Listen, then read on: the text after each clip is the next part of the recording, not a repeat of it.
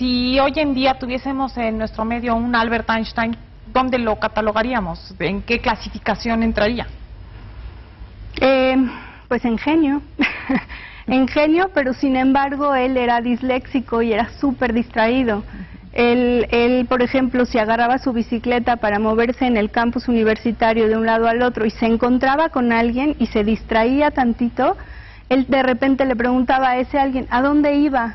Porque él era muy distraído porque estaba sumamente metido en sus pensamientos y sus creaciones intelectuales.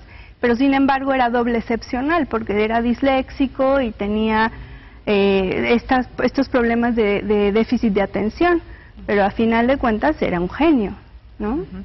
Y por ejemplo en la casa, tienes un niño superdotado y tiene hermanos que están, digamos, pues, promedio, exactamente. No podemos decir normal o anormal porque no, más bien el promedio, y está el niño superdotado.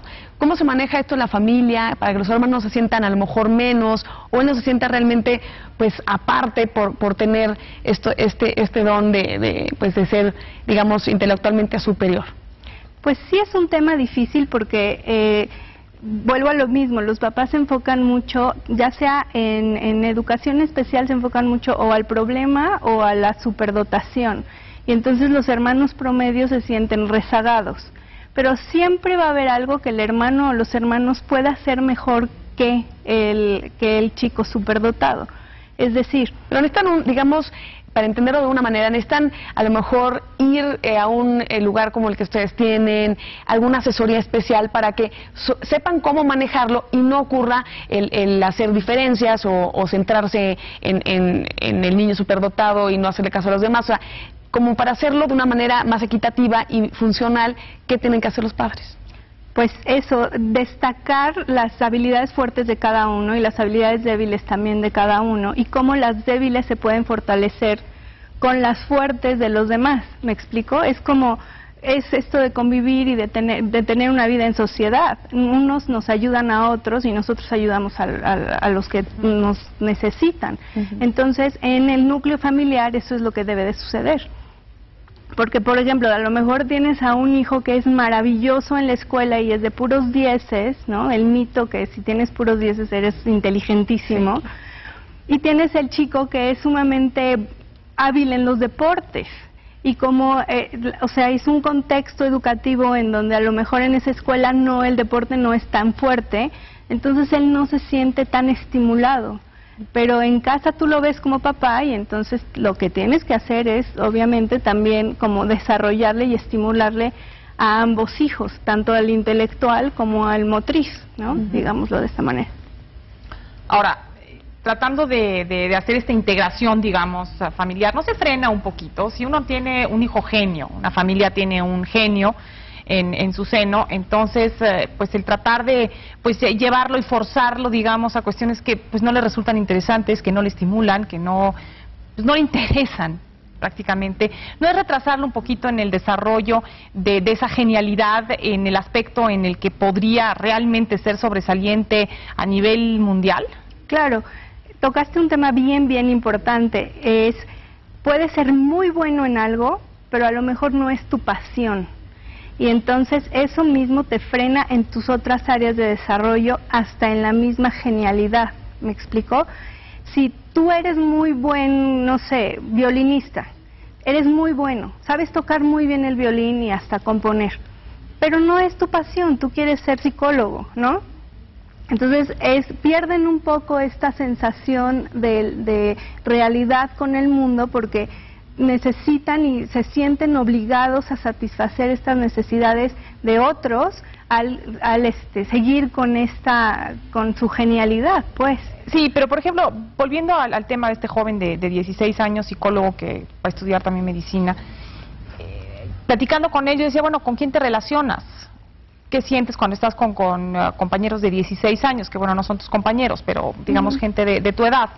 Pues él lo que dice es que se lleva con gente mayor. ¿Por qué? Porque pues, los de su edad les resultan aburridos. Entonces, tampoco podemos obligarlo a estar con personas que no le estimulan, que no le atraen, a lo mejor se está brincando una etapa que para todos los mortales comunes es importante y nos interesa y no podemos ni siquiera entender su forma de pensar, pero también pues hay que darles oportunidad de seguirse desarrollando. Y aquí nos pregunta algo bien interesante Rodolfo Palafox, si existe en el gobierno mexicano apoyo para este tipo de personas superdotadas o pues tienen que abrirse camino ellos solos.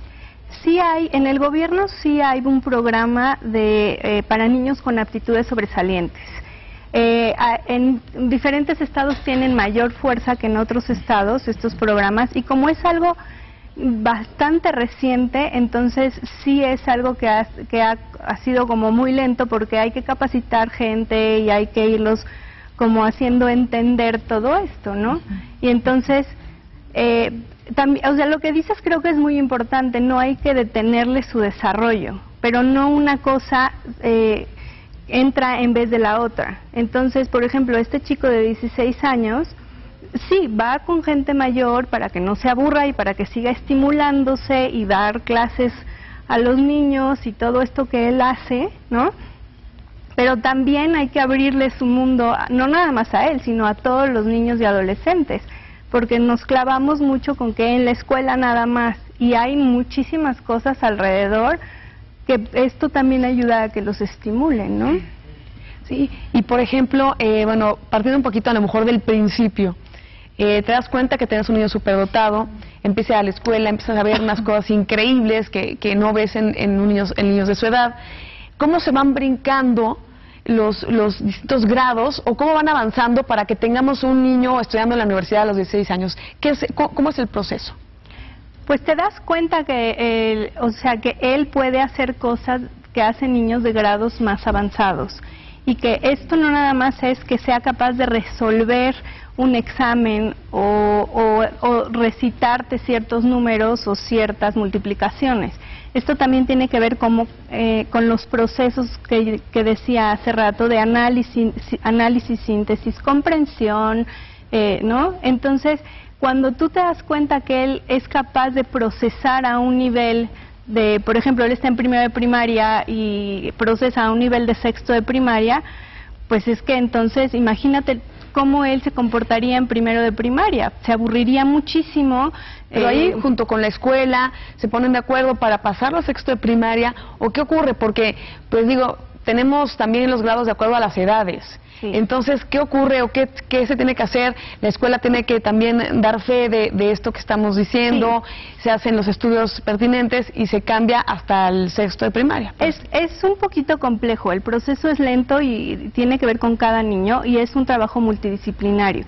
¿Por qué? Porque es con los expertos, es con psicólogos, es con educadores especiales, es con el director de las escuelas, es con los papás, qué es lo mejor para cada quien.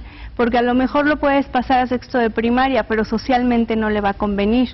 Pero si es un chico como el que ustedes me platican, entonces probablemente en sexto pueda convivir mejor que con los chicos de tercero de primaria. Entonces cada caso es bien específico y por eso cada proceso es muy lento. Y de hecho hay lugares en el mundo y hasta en México en donde no es como muy bien vista la aceleración escolar, precisamente por toda el área emocional y por toda el área social, pero cada caso es bien diferente y entonces es por eso que ahorita hay un chico que se acaba de graduar de psicología a sus 16 años, ¿no? Así es. Actualmente, una persona promedio, ¿qué porcentaje de su cerebro utiliza? En realidad muy poco. Se ha comprobado que se utiliza a más o menos, depende de la teoría que leas, pero menos del 50%. Sí, es poco. ¿Y un genio? Pues un genio yo creo que utiliza un poquito más, pero con que utilices 3% más, ya te destacas sobre todas las otras personas, porque es muchísimo. O sea, todas las conexiones que hace el cerebro y todos los puentes que tiene que cruzar la información, digamos que lo hace de una manera más rápida, más eficiente y con mucho mayor facilidad que una persona promedio. Pues Pues sí, nada más una última cosa. ¿Están preparadas las escuelas en México para estos niños superdotados? Me refiero a el caso que mencionábamos de un niño que a lo mejor va en primero, pero tiene la capacidad para uno de sexto y lo pasan a sexto. Los niños a esas edades, pues sí, tienden a burlarse mucho y todo. Se pueden burlar porque es pequeño de edad, claro, y de tamaño y todo. Entonces, ¿estamos preparados? Yo creo que todavía no, pero yo creo que vamos en este camino y creo que lo importante es que las escuelas están abriendo a esta capacitación y a conocer este nuevo suceso que, bueno, aunque ya tiene muchos años existiendo, es algo que apenas está integrando a las escuelas, ¿no? Y entonces por eso hay asociaciones y organizaciones en donde los papás pueden recurrir y pueden pedir este apoyo, ¿no? Pues Ingrid, muchísimas gracias por habernos acompañado. Gracias a ustedes. Muchas gracias. Muchas gracias. Bueno, en relación a los niños superdotados tenemos la respuesta digital con Daniel Escalante. ¿Te interesa conocer más sobre los niños superdotados y cómo puedes identificar si tu hijo es uno de ellos? Te recomendamos leer el artículo sobre los niños genio en guiainfantil.com, con el cual podrás conocer mucho más sobre cómo estimular el intelecto de los pequeños y las pruebas que determinan el nivel de coeficiente intelectual a temprana edad. Si quieres conocer el lado científico y médico de los niños superdotados, en el sitio psicologiacientifica.com encontrarás todos los datos que necesitas. También podrás aprender algunos trucos para estimular la creatividad de los pequeños y conocer algunos casos de niños genio que han asombrado al mundo. Vamos a un corte comercial y regresamos aquí a Respuesta Oportuna.